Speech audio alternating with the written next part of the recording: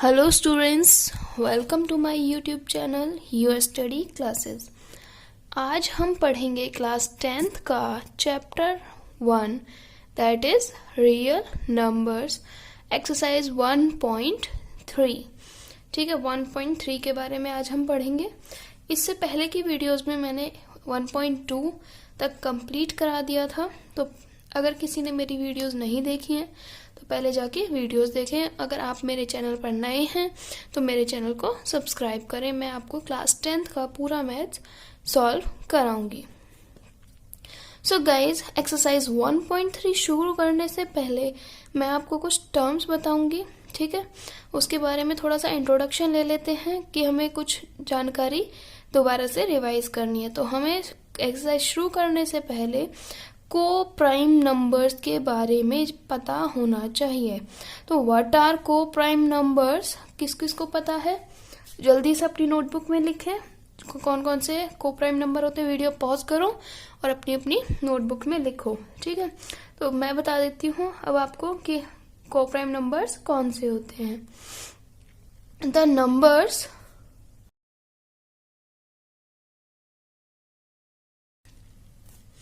Okay, तो को prime numbers कौन से होते हैं? जो नंबर्स के, जिन नंबर्स के अंदर क्या कॉमन फैक्टर हो। कॉमन फैक्टर मतलब कि वो उनका जो जिससे वो डिवाइड होते हैं वो कौन सा नंबर होना चाहिए? सिर्फ एक नंबर जो हमारे पास 1 है उसी से ही वो क्या होना चाहिए? डिवाइड होना चाहिए।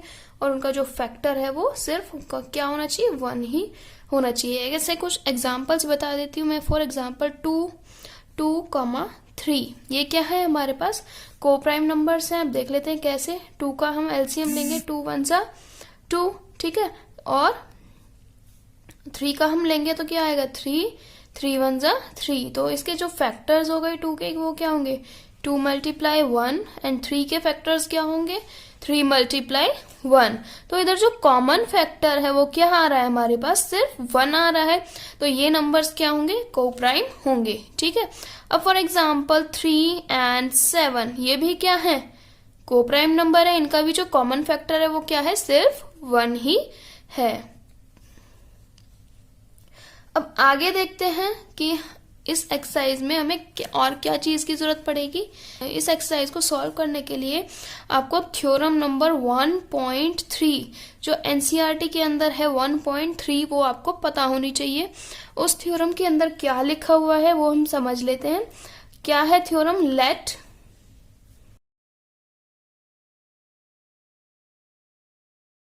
सो गाइस, थ्योरम क्या बोलती है?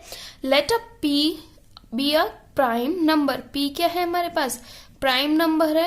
If p divides a square, और अगर पी जो है ए स्क्वायर को डिवाइड करता है तो उसका मतलब क्या है? जो पी है वो ए को भी डिवाइड करेगा। ठीक है, जैसे एक कोई भी एग्जांपल ले लेते हैं। हम मान लेते हैं जो पी है हमारा वो है क्या? 2। तो ठीक है, अब ये क्या है? हमारे पास प्राइम नंबर है। ठीक है, और हम इसको स्क्वायर करेंगे। इसका p square is equals to 2 का स्क्वायर। ये कितना आ जाएगा? p square is equals to 4। ठीक है, p स्क्वायर किसके इक्वल आ गया? 4 के इक्वल आ गया। और ये भी क्या है? एक पॉजिटिव इंटीजर है। p को हम अगर नंबर से डिवाइड करेंगे, 2 से डिवाइड करेंगे तो ये कैंसिल हो रहा है। 2 1 जा 2। और अगर हम p स्क्वायर को 2 से डिवाइड करेंगे, p हमारे पास क्या आएगा? 2 आ रहा है। मतलब ये क्या हो रहा है? कंप्लीटली डिवाइड हो रहा है। तो इसका मतलब क्या है? अगर p जो है हमारा a को डिवाइड कर रहा है तो जो हमारा p है वो a स्क्वायर को भी डिवाइड करेगा। ठीक है, या फिर आप बोल सकते हो p अगर a स्क्वायर को डिवाइड कर रहा है तो हमारा p जो है a को भी डिवाइड करेगा। ठीक है, वो कैसे? देखो, अब इसका उल्टा भी देख लेते हैं। अगर हमारे पास p जो है वो क्या है?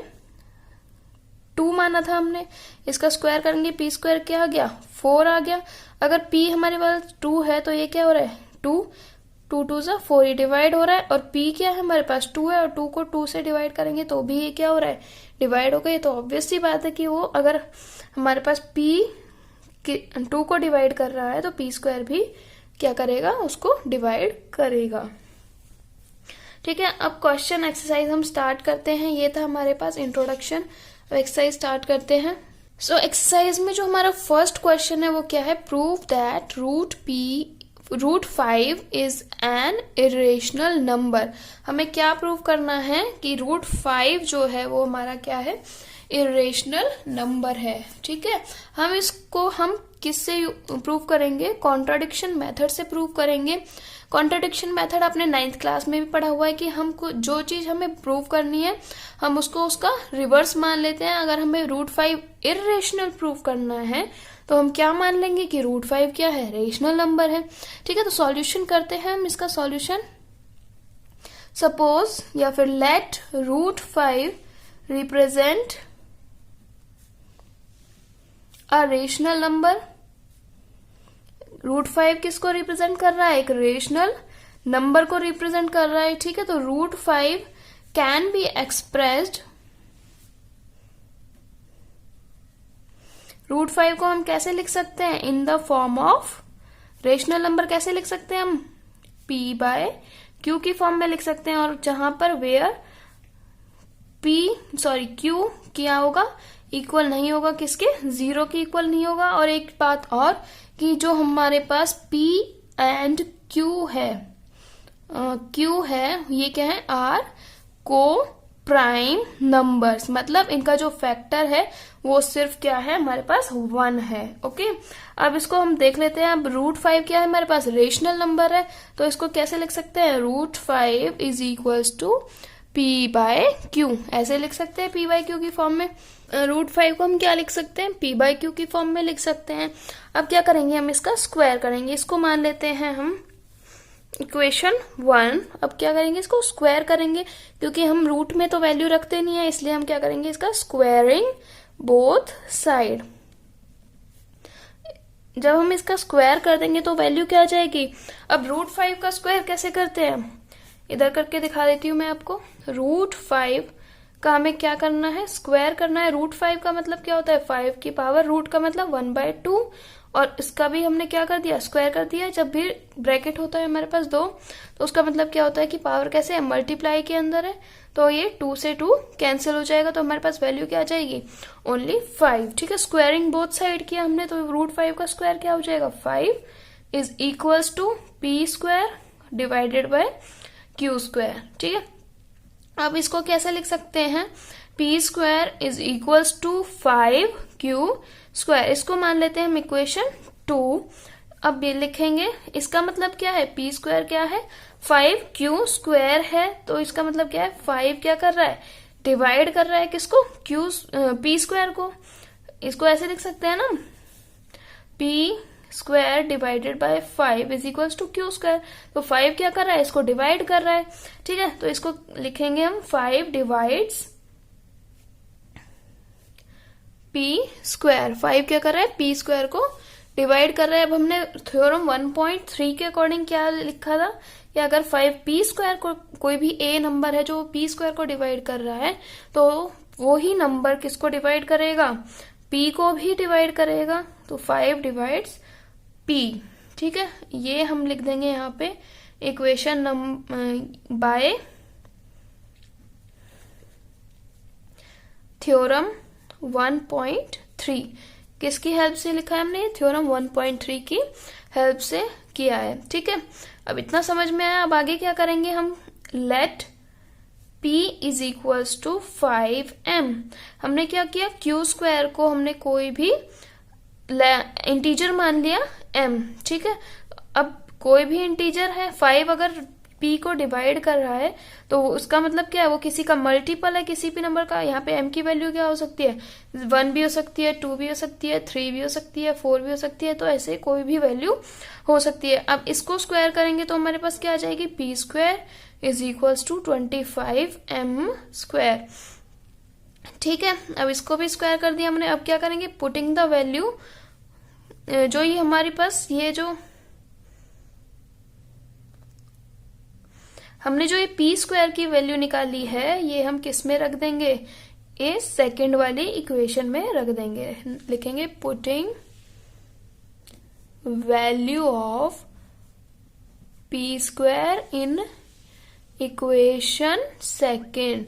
ठीक है, सेकंड इक्वेशन में हमने अगर वैल्यू रखी तो हमारे पास क्या आ जाएगा, सेकेंड इक्वेशन क्या है हमारे पास, ये है, तो पी स्क्वायर की जगह हम क्या लिखेंगे 25m स्क्वायर किसके इक्वल आएगा 5, क्यू स्क्वायर के इक्वल आ जाएगा। इधर से 5 से कैंसिल करेंगे तो हमारे पास ये जो वैल्यू आएगी कितनी आ जाएगी 5 1 5, 5 5 25, तो वैल्यू कितनी आ जाएगी 5m square is equals to q square.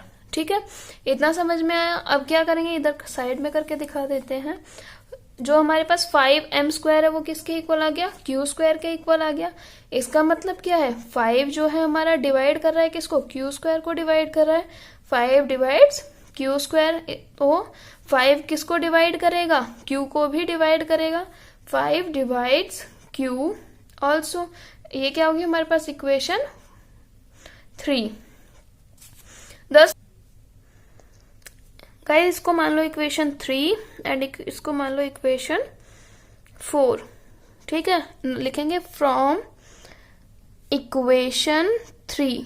Equation 3 से हमारे पास जो वैल्यू आएगी वो क्या आएगी कि इक्वेशन 3 के अकॉर्डिंग क्या था 5 p को डिवाइड कर रहा है और इक्वेशन 4 के अकॉर्डिंग क्या है 5 q को डिवाइड कर रहा है। तो लिखेंगे thus फ्रॉम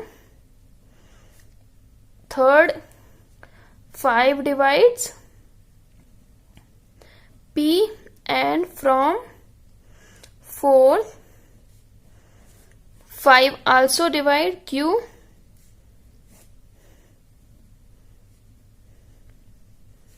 फाइव किसको डिवाइड कर रहा है, p को भी डिवाइड कर रहा है और q को भी डिवाइड कर रहा है। इसका मतलब क्या है 5 इज अ कॉमन फैक्टर, 5 क्या है कॉमन फैक्टर है। It means 5 is a common factor of p and q। Okay, इसका मतलब क्या है, it means 5 is a common factor of p and q। जो 5 है हमारा कॉमन फैक्टर है किसका, p और q का। इससे क्या हो गया, हमने क्या बोला था कि p और q क्या है, को प्राइम है, मतलब इनका एक भी कॉमन फैक्टर नहीं है। लेकिन हमारे पास जो रिजल्ट आया उसके अंदर क्या आ रहा है कि 5 क्या है कॉमन फैक्टर है। तो इससे क्या हो गया, कॉन्ट्राडिक्शन हो गया। हमारे जो हमने जो सपोज किया था वो क्या हो गया, रॉन्ग हो गया। तो लिखेंगे our supposition contradicts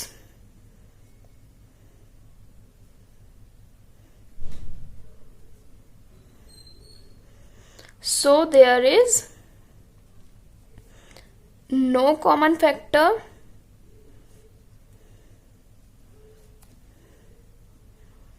of p and q। hence इससे क्या पता चलता है, अगर कॉमन फैक्टर नहीं है तो √5 क्या होगा, इज एन इरेशनल नंबर। ये था हमारा क्वेश्चन नंबर 1। अब नेक्स्ट वीडियो में हम देखते हैं question number 2। Thank you guys. अगर आप मेरा चैनल सब्सक्राइब नहीं किया है तो मेरे चैनल को सब्सक्राइब करें और बेल आइकन को जरूर क्लिक करें।